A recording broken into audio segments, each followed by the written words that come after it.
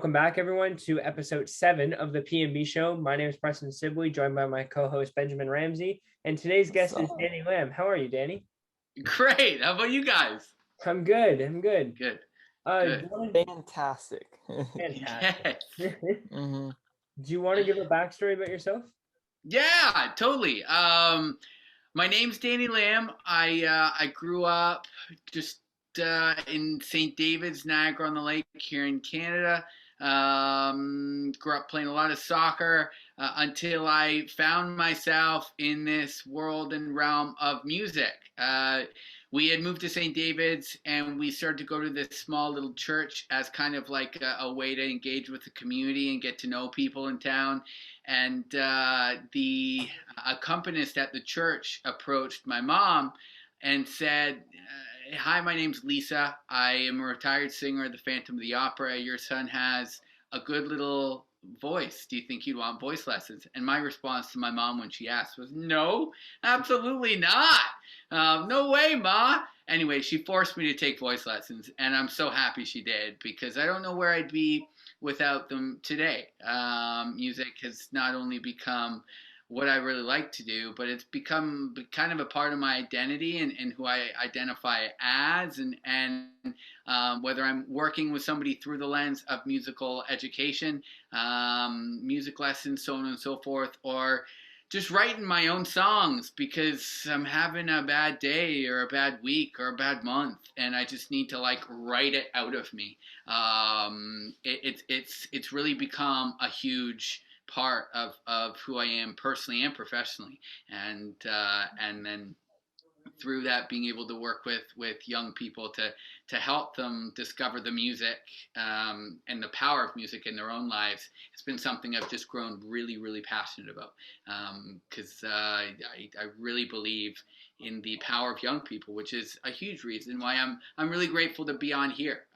Ben, we're just meeting, which I love, but Preston, I've known you a while and I see you here in our community, and I love what you're doing through your story and doing so much good in terms of shedding light on different humans within our community, bringing the community together, and I know this work that you guys are doing isn't always easy. So props to you guys for doing it. It's incredible, and thank you for having me on. Super stoked. Thank you. I appreciate that. What I'm doing now, I don't think I would have been doing this if I didn't kind of like transition into film and everything like that. I don't think I'd be where I am today. Your story is fantastic. And can we go all the way back? I was reading. You were 12 years old when you first stepped on stage. What was that like? Yeah, I will forever remember that first moment. And that was the moment that kind of had me sold and had me hooked. It wasn't long after I started taking voice lessons that I got an audition. And my voice teacher thought, I guess, highly of enough of me at the time that she asked if I'd want to audition for this gig with the Niagara Symphony. So I auditioned for the symphony and got this gig to sing with them. They were doing a Lord of the Rings Christmas special, and so I'll forever remember it was at Brock University, the university here in St. Catharines, and I'm in the wing, and there was a moment in the entire movement where the symphony gets quiet, almost to a complete silence, and that was my moment to walk out of the tunnel and up onto the stage and turn around. So I did that. I'm super nervous. I'm this 12-year-old kid. What am I doing here? This is so scary. Oh my God. Walk up onto the stage, turn around, and then the symphony swells back in, gets louder, crescendos in, and then there was a moment where I knew that was my entrance. And in that moment, before I started singing and I was on the stage, I was overcame by this just power, this energy that was just undeniable. And I couldn't really think all that philosophically about it at the time at 12 years old. And I wasn't really thinking that way at 12 years old. Not to say 12-year-olds can't, because they can. It just wasn't me. But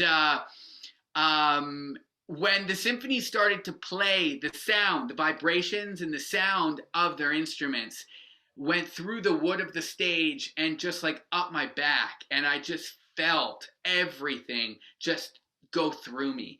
And then I felt this really cool energy and ability, that, or position that I was in, to be able to then take all that energy and sing, take all that energy and then pass it on to all these people that are here to see the symphony, and to walk away with an experience. And in that moment, I just thought, wow, this thing, this singing thing, this performance thing, this whole being on stage thing with this is really special. This is powerful. This is like next level stuff. And I think through, playing in bands, through entertaining people, through continuing to perform, I think I'm still chasing that moment of just like the beauty, not just the adrenaline of being on stage, but the beauty, and privilege it is to be able to step on stage and have people listen to you. And even in songwriting today, I think it's a huge honor and privilege to be able to have people listen to you. So I'm a firm believer that if you're going to say something important, say something that lifts somebody up, say something that addresses a social issue, say something that addresses something bigger than me, bigger than us, bigger than everyone.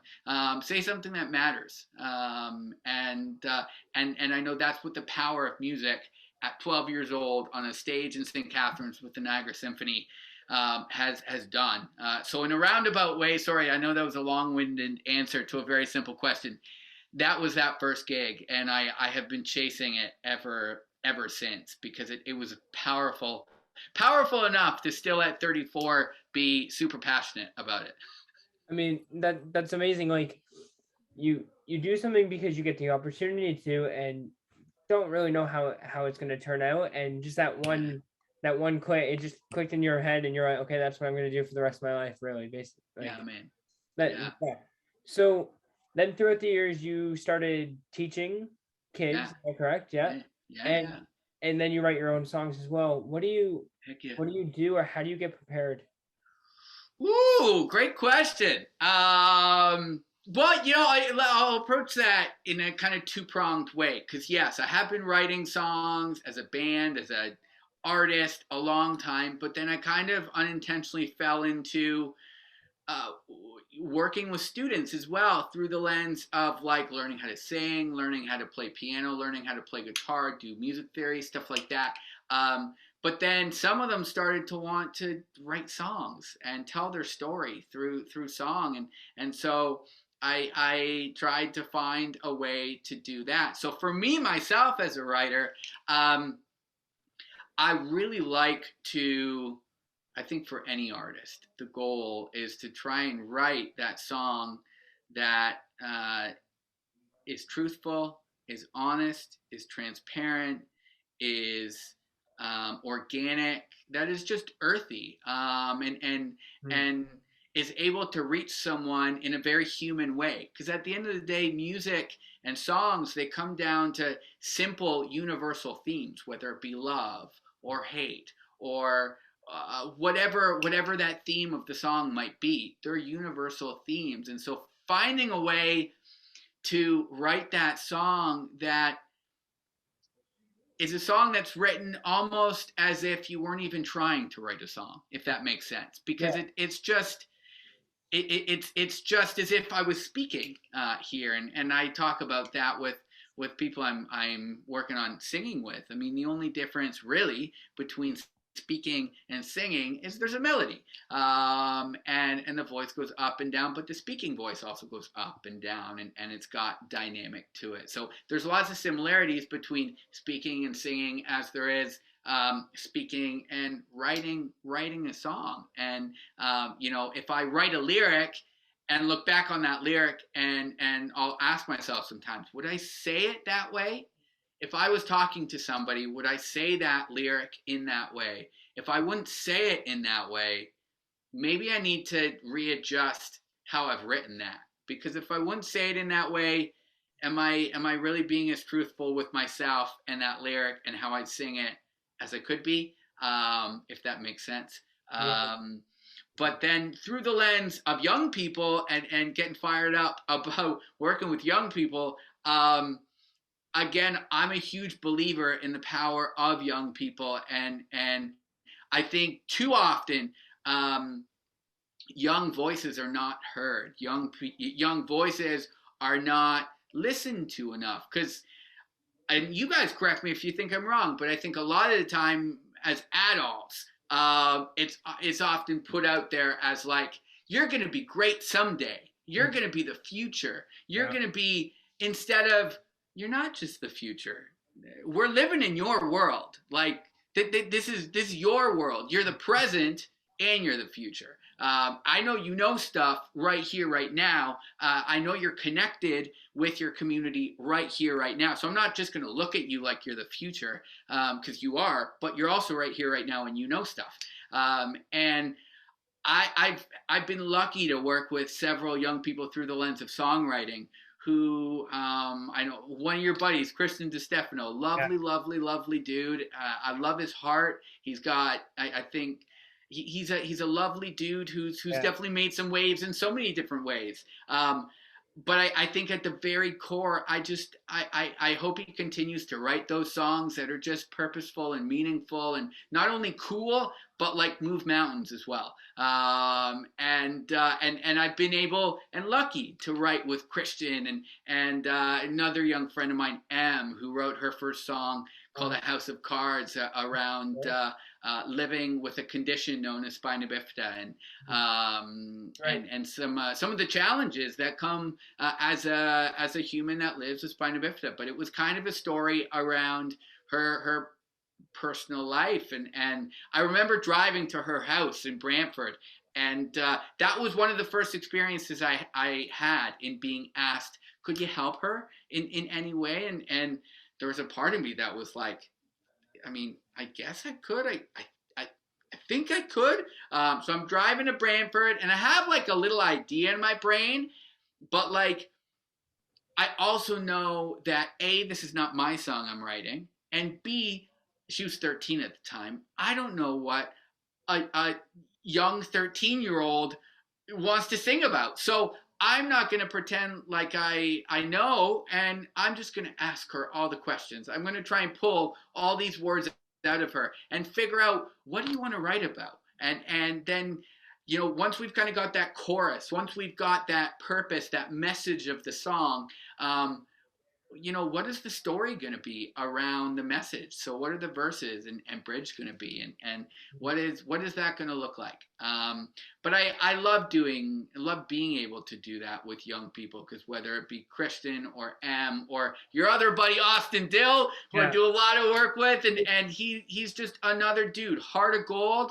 And he's really grown a lot in figuring out how to write a song and what he wants to write about, and figuring out how he puts his heart into those songs he's writing. And I think at the end of the day, you could be the most talented person in the world, but I think that honesty and vulnerability and those things take your song to another level. Always, I think, anyways, personally. Yeah. I mean, I see Christian, Austin every single day at school. Austin, I'm always talking to. I mean, it's so cool that he started with one song, then made a whole album, has his own CD, which I was able to buy one and support him with that. Yes. Very appreciated he was. As well, you led me directly into my next question of what it was like working with Christian on that music video. But first, Ben, I know you haven't really said anything, so I want to get your whole opinion about this. Like, what do you think? Like, going on stage, 12 years old, everything that we just talked about. I think that's really cool, because back in the day, I would act and stuff like that on stage. Like, I loved being in musicals and stuff like that back in like elementary, middle school. I sang in the talent show once in middle school. So like, you know, being on stage was where it was at back in the day for me. Like, I'm not as much into it anymore. But elementary, middle school, I loved all that attention on me and stuff like that. I love it. Yeah, but my dad, he's a guitar, like he plays the guitar all the time. He's even written a couple songs before, a couple like Christian music and stuff like that. He writes a few of those. he's very talented too. I love it. But yeah, very similar to you. So yeah, I think that's really cool. There's some great songs within that Christian realm of music. There's some beautiful music written. Absolutely incredible. I wanted to ask you actually, Ben, and I sorry to put you on the spot. If you don't have an answer, that's totally cool. But do you have a favorite did you have a favorite musical growing up or anything like that? Or do you have a favorite musical now? Ooh, I mean, I don't really do musicals that much right now, but back in the day, I mean, I performed in like Willy Wonka, Annie. Cool. I really liked I don't know which I like better. I think I liked Willy Wonka maybe a little bit better. Cool. But like I really like Annie's musical story and stuff like that. And those are always fun. I'll jump in there, and I did Willy Wonka as well, and I feel like I mean, I've heard of a couple other scores. I feel like Willy Wonka is one of the popular ones because of how I read it. When I did the script, 2 months it took me to rehearse and everything like that. But it's not a difficult script to learn, and the vocals and everything like that isn't too hard as well. And it's also like the childish type going into adult play, I guess. And it's just all in all just a fun experience to do. I would also say Mamma Mia is another one. Yes. Another one of my favorites. Yeah. Annie as well, as you said. So good. Yeah. Beauty and the Beast. God. Beauty and the Beast, yeah. Yeah. So let's jump in. And Danny, you worked on a music video with Christian here. Yes. I know Christian in a previous episode. Ben and I just interviewed him yesterday, actually. And he talked about this. Do you want to give your perspective on what this entire music video is about? 100%. Yeah. Oh, jeez. You know, I will never, this entire experience from the top, the front, the start to the end was just incredible. We for his birthday, and I don't know how much he said, but for his birthday, got a bunch of his friends together, wrote this song, and then we got the song ready to go and recorded it in Toronto, and then his dad had mentioned it would be so cool to shoot a music video for it, and so I started to chat with both Christian and his dad, and just said, okay, I love the idea. The song's about local hunger and homelessness. That was the goal, to write this song of what we maybe as humans, what our perspective is towards what it looks like. To not necessarily have experienced it, but just our thoughts on hunger and homelessness, and just write a song around it. And so I said, for a music video, I don't know about you guys, but I know I personally have never, ever experienced hunger or homelessness, ever. Ever. And I said, I don't think we would do the best that we could do if we pretended in the music video like we were trying to say something or represent something that we know nothing about. So I said, I think it's really, really important within this video and within this idea to actually have conversations, to create something that amplifies somebody else's voice and makes those voices heard and seen. And as we may or may not know, so often folks who experience local hunger and or homelessness, their stories go unheard, they go underrepresented, they go so often they are just not understood in all the different ways. There's so many different reasons that somebody experiences hunger or homelessness, and I just thought, if we're going to do this right, I think we need to do this right. And it was really, really incredible because we partnered with the local food bank and the soup kitchen just up the road here, and we had the opportunity to not only have folks in the video, but Christian and myself, we took time to chat with folks and to learn more about their stories, to learn their names, to learn because we didn't want just these strangers in this video and then say bye and okay, see ya. Felt it was important to learn their names, learn their stories, learn their names, humanize them. People who are on the street, who are going through hard times, they have names and they are people. And there's so many different reasons they are where they're at.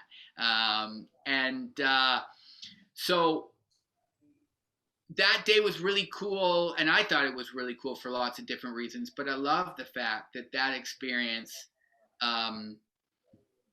was able to not only educate me even, as somebody that's passionate about using music as a tool to address different social issues. It educated me, but it also had an impact on Christian, and him and I chatted about it afterwards and chatted about what the experience was like, and it was just really, really cool to hear some of the different things that he took away as well, and some of the things that he learned as well. And I know for me, in doing any of that, the goal was really to break down some of the stigma, break down some of the stereotypes, break down some of the things that we don't understand about, why somebody experiences hunger and or homelessness. Because we don't often look to the root cause of why is this person where they're at? They're not just this stranger on the street. I was living in Toronto for a while, and I would walk past this gentleman. Brandon is his name, and I'd walk past this gentleman all the time. And there's one night on the way back to the condo, I just was tired of not knowing anything about him, so I sat down beside him, and I learned he struggles with schizophrenia pretty severely. He has no family alive anymore, and he dreams of being a doctor someday, but he doesn't know if he'll be able to do that. But we continue to be friends and chat back and forth, and so that example, and I mentioned that example because it was around the same time as we are doing We Are All the Same, and it really the real purpose of it was to break down barriers, break down stigma, break down those things that we don't all understand. And I think that title of We Are All the Same is kind of cool, because the reality is we're not all the same. The reality is we're all different. And we are all the same in that we are all different, and we all have our own stories, and we all have the different things that make us who we are. And we never truly know. I could be family with you guys, and I might still not know exactly who you are. So that the importance of just continuously trying to understand what and why and how and all those things. And I think we were able to do that. I know I learned a lot through that process, and I was really, honestly, to this day, I'm really proud of Christian for wanting to write songs like that, wanting to address those things, wanting to learn, because that, at the end of the day, I don't care what age you are, learning, always learning, because everything changes, and the ability to always be learning is just such a powerful tool. So I was really and am forever proud of Christian for doing something like that, and using his platform as a way to not only put cool stuff out that sounds good and that's well written, but that's purposeful, meaningful, that has that kind of ability to break down stereotypes and stigmas and barriers and all those things, and to amplify people's voices who often go unheard and unseen and unnoticed, and so on and so forth. But anyways, humanizing people through music. Yeah, it's definitely like amazing and all together. Ben, I want you to comment on what we just talked about, but I will just say it's fascinating how it's just such a small world. Like I mean, your dad is now a retired teacher from St. David's. I was there, so that's kind of how I met you and got to know you. Now, I've also known Austin and his brother, and now going to high school, Austin's at the same school. Christian's also at the same school, right? It's just it's so cool how like one person knows someone else, and then kind of just all come together, right? Heck yes, Ben, you have any absolutely. comments about what we just talked about?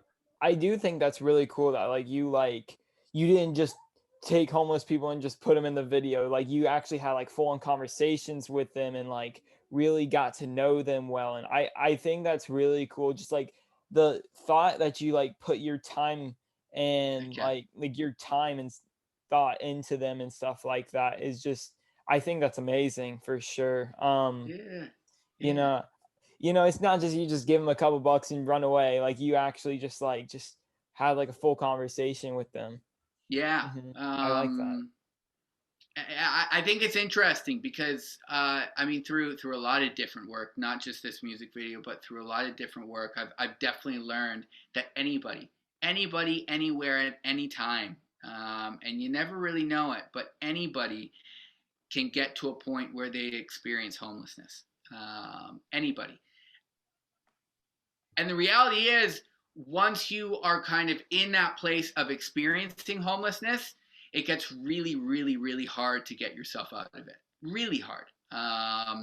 And we don't understand how hard it is until we start to ask those questions and to have those conversations and look to the root cause and understand some of the realities to why people experience homelessness. Because it truly can. It can happen to anybody. One, major changes in your life can take your life in a direction you never thought it'd go.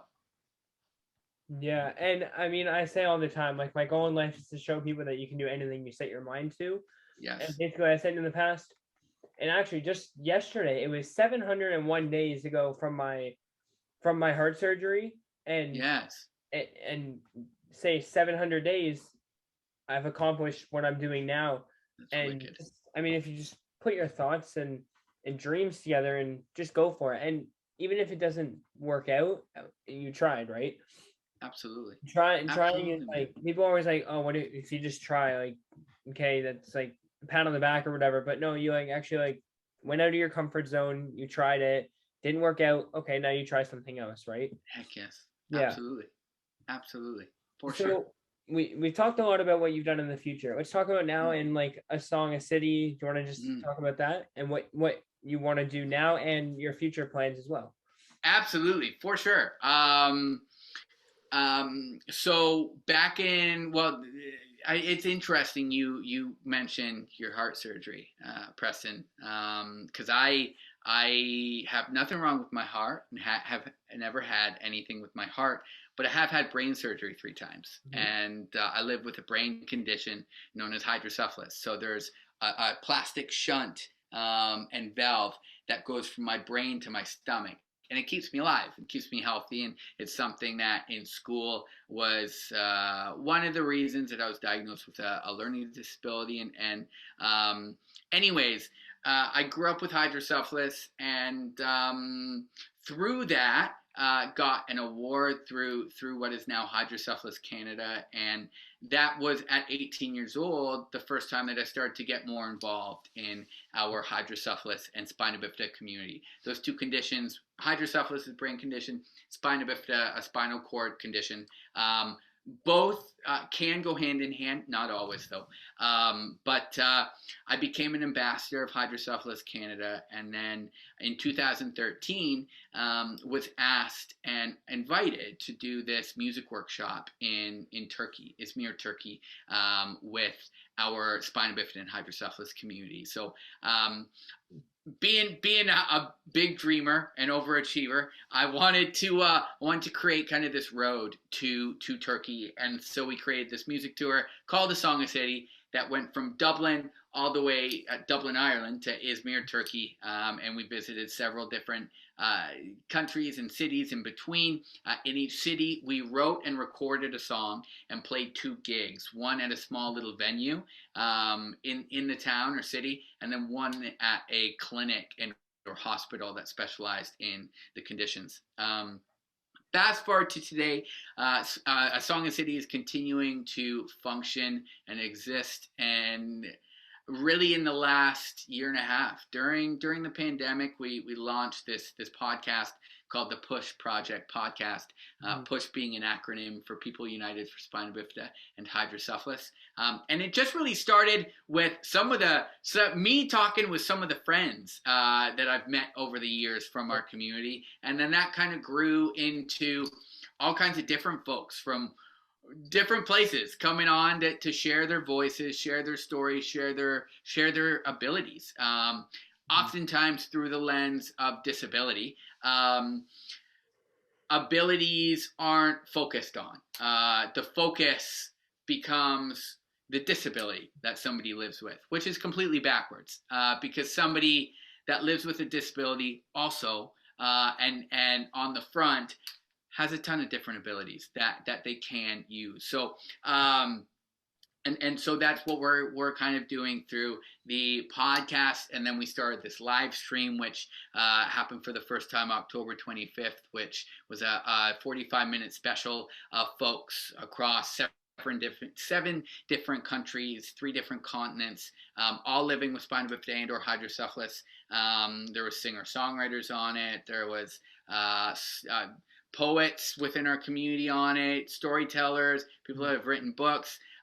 Anyways, those are the 2 things that we're really focusing on right now, on as well as a couple other things, some arts workshops, some different things, all to really continue to highlight the voices, stories, and abilities within our spina bifida and hydrocephalus, to really start to rewrite the narrative, to redefine what it looks like to live with a disability, so that living with a disability isn't the first thing that people mention or talk about, or that people identify, that person that lives with a disability. No, like, that person's a singer-songwriter. That person, like, Aaron Wheels, who just, I don't know if you guys saw, but he lives with spina bifida and just got the green buzzer on America's Got Talent, which is like incredible for our spina bifida and hydrocephalus community globally. And so it's little things like that are so important to really break down and put focus on what people can do and how people within our community of spina bifida, hydrocephalus, or disability at large are rewriting the narrative, are changing the game, are doing incredible things. And that's really some of the work that A Song of City is trying to do. We've got a small little team from both Canada and different parts of Sweden, primarily Stockholm, Sweden. And we're a small little team that is working really together, all of us living with spina bifida and or hydrocephalus, working to do all this. And in this next year, we're hoping, and we're kind of on target to officially become certified as a not-for-profit. And so we're working towards that, and are just trying to do a lot of cool stuff through that, and connect our community, and celebrate our community. So that's really kind of it, and that's really kind of where we're going and what we're doing. But we're having a lot of fun doing it. Okay, Danny. So basically, to wrap up this entire thing, our goal for the podcast is to show people that you can achieve your goals by demonstrating what yourself and us are doing. What's some piece of advice or tips that you would recommend to someone or give to someone if they're either trying to get into music or just wanting to accomplish a dream in general? Yeah.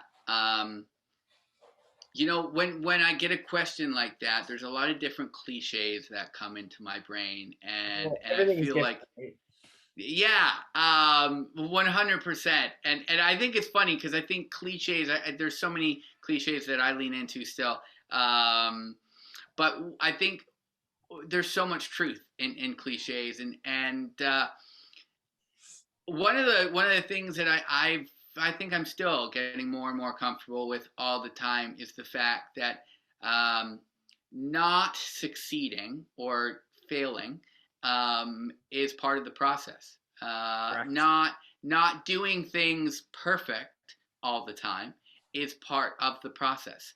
That's part of growth, and that's part of getting as good as you can possibly be at whatever you're doing. Correct.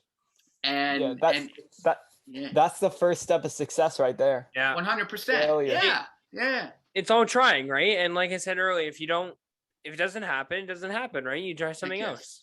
Heck yes. Yeah. Or you just try again. Like, it's never, you never get to a point where you completely failed. Say you failed once, doesn't mean you're going to fail a second time. Absolutely. The only way you're going to fail is if you consistently tell yourself that you failed. Heck yeah, 100%. And to kind of riff on that and add on to it, the only time you've really failed is if you stop getting back up. If you stop persevering, you stop, learning, come back to learning. Okay, cool. What did I just do? What did I do really well? What didn't I do too well? What do I need to be better at to do this better next time? Right. And then once you've taken that moment to feel all the feelings, to be bummed out, to feel, don't shy away from those feelings. Feel the feelings. Correct.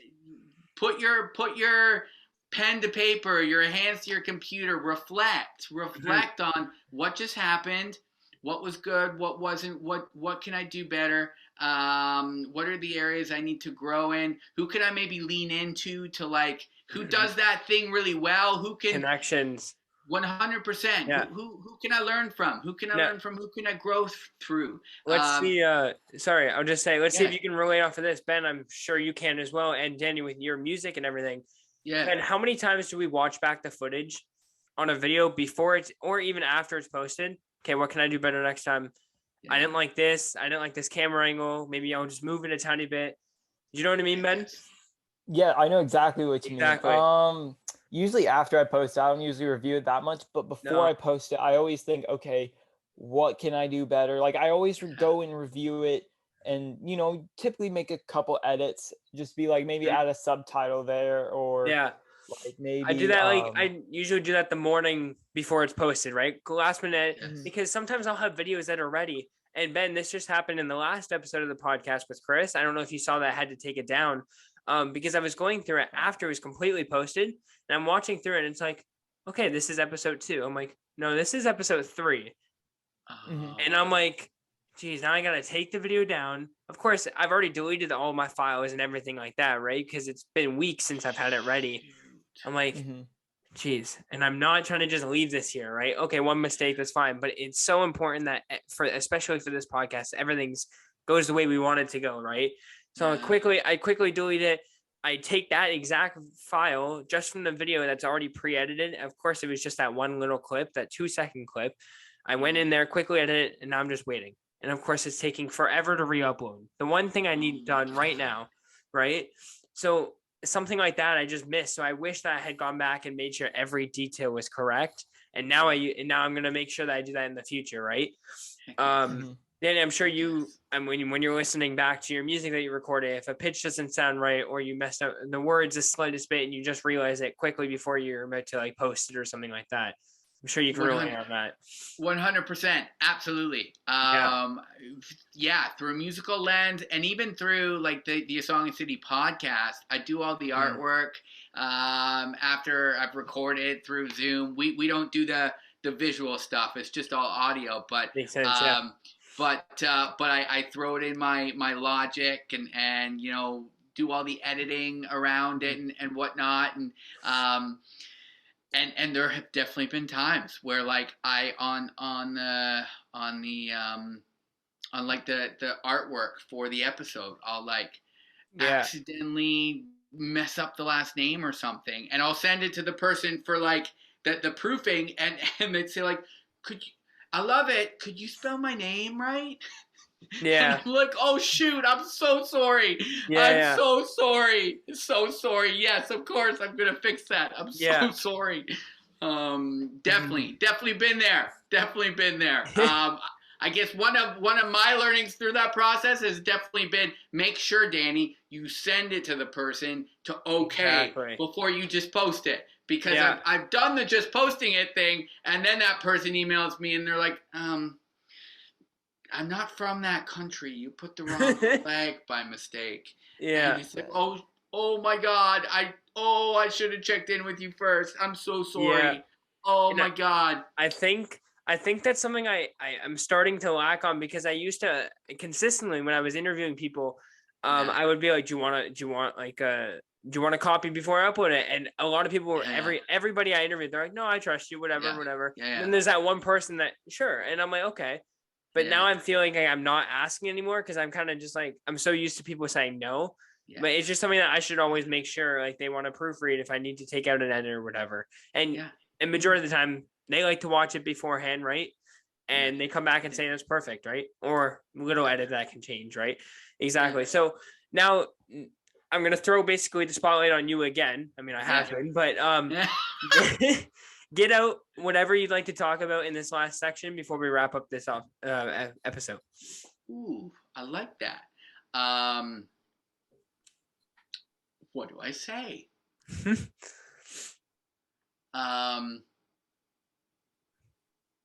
Ben, do you have anything to say? No, not really. I'm just out here listening. I don't know. I feel like it'd be appropriate to sing something. Go for it. We got time. So let's wow, just do this. I'm just saying, easiest video to film right now ever. Go for it. I'm just gonna do a chorus. I'm gonna do a chorus to a song that is really important to me. It's about accessibility and inclusion in sport, in the world period, to using more inclusive language, to creating more accessible places, spaces where anybody and everybody can just go and hang out and be and feel a sense of community, feel a sense of love. And I'm grateful that I could do that through music. So it goes, with all your love, be someone the world will call a champion. Don't be afraid, you will overcome, and the world will call you a champion. Whoa, whoa, whoa, whoa, whoa, whoa, whoa, a champion. Yeah, that's it. Good. There you go. All right, Danny. I think that's going to wrap up this episode of the podcast. Where can people find you? What can they follow you on? You could email me at management@dannylam.com, or follow me at Danny Lam Official on Instagram, or A Song of City or A Song of City on Instagram. Awesome. Everything is in the description. That's it. Cool. Thank you for coming on, Danny. Ben, as always. Make sure to subscribe, drop a like, everything like that. And we will see you guys in the next episode. Peace out. Peace. Peace.